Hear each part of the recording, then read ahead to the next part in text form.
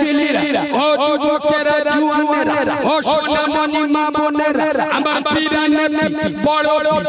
আব্দুল কাদের জিলানী রহমাতুল্লাহ মায়ের পেটে 18 পারা কোরআনে হাফেজ হয়েছে বাবা ये সুবহানাল্লাহ সুবহানাল্লাহ সুবহানাল্লাহ ফেরেশতারা বলে শালা তার কেটে গেল নাকি আরে বদরের বাচ্চা বড় পীর আব্দুল কাদের জিলানী রহমাতুল্লাহ 18 পারা কোরআনে হাফেজ মায়ের পেট থেকে হয়েছিল কেন আব্দুল কাদের জিলানী হুজুরের মা 18 পারা কোরআনে হাফেজ আর আমার আপনার মা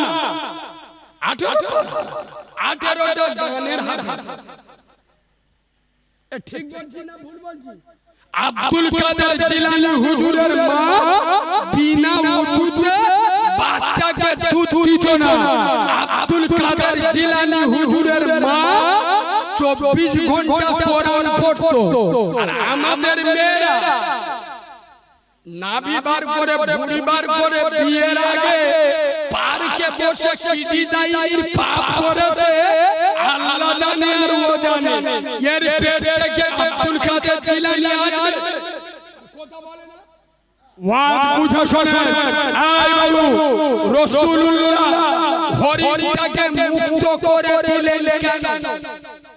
হরিণ বলেছিল হুজুর আমি আপনার সাথে কথা দিচ্ছি আমি ফিরে আসব ও জমানের দাম রেখেছেন না জোরে বলো আর মুসলমান ও ভাই 200 টাকা দেন কালা আচরে পদ দে দেব আল্লাহ খোদার কি আমার মার কি কোরআনের কি কালা আচরে পদ দে দেব আগো ওরা আসরের পর জীবনে আসে কথা বলে না दोस्त तो আপনাদের চিটিং বাজ টাকা খাচ্ছেন কেন চিটিং বাজ কারা যারা নামাজ পড়ে না স্পেশাল চিটিং বাজ আমার কথা বলি না হুজুর বসে আছে জিজ্ঞেস করো হযরত আলী বলে যাচ্ছেন কোন আলী শেরে খোদা আলী কোন আলী ইমাম হাসান হাসানের আলী কোন আলী সাইয়্যিদাতুন নিসা খাতুনুল জান্নাত ফাতেমাতুল জোহরা স্বামী আলী আহলে বায়ত পাঞ্জাতনের একজন হযরত আলী বলে যাচ্ছে জিকে টাকা ধার দেবে না কেন যে আল্লাহর দেওয়া কথা রাখে না সে তোমার দেওয়া কথা রাখবে যে আল্লাহর সাথে চিটিংবাজি করে